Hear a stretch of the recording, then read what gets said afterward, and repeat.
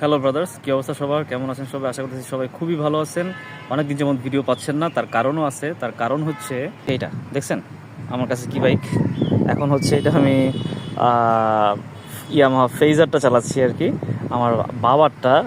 আর এর কারণ হচ্ছে আমার জিক্সারটা বিক্রি করে দিছি আমি রিসেন্টলি।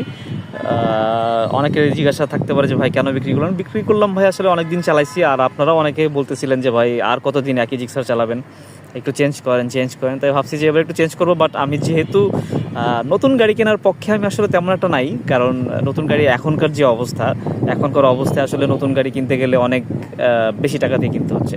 যার জন্য ইউজড বাইক কিনলে তাও এটা একটু একটু সয় আর কি, বুঝতে পারছেন? যার জন্য এখন ইউজড বাইকই খুঁজতেছি। তো আমি ইউজড বাইক গাইড হিসাবে আপনাদের সাথে অনেক দিন যাবৎ ছিলাম, এখনও আছি, ইনশাল্লাহ যদি বেঁচে থেকে পরবর্তীতেও থাকবো। বাট এবার আপনারা কমেন্ট করে জানাবেন যে আসলে এবার আমি কোন বাইকটা কিনতে পারি ইউজড বাইক হিসেবে। আপনাদেরকে আমার বাজেটটাও বলে দিই, আমার বাজেটটা এবার কমই। আমি 1,10,000 থেকে 20,000 টাকার মধ্যে একটা বাইক খুঁজতেছি। আপনারা একটু কমেন্ট করে জানান যে কোন বাইকটা কিনলে আমার জন্য ভালো হবে। প্লিজ কমেন্ট ডাউন বিলো যে কোন বাইকটা এবার আপনারা দেখতে চান, বা কোন বাইকটা কিনলে ভালো হবে, বা কোন বাইকটা 1,10,000 থেকে 1,20,000 টাকার মধ্যে কেনা বেস্ট হবে আমার জন্য। থ্যাংক ইউ, দেখা হচ্ছে খুব শীঘ্রই নতুন বাইক নিয়ে। I mean used bike, but নতুন।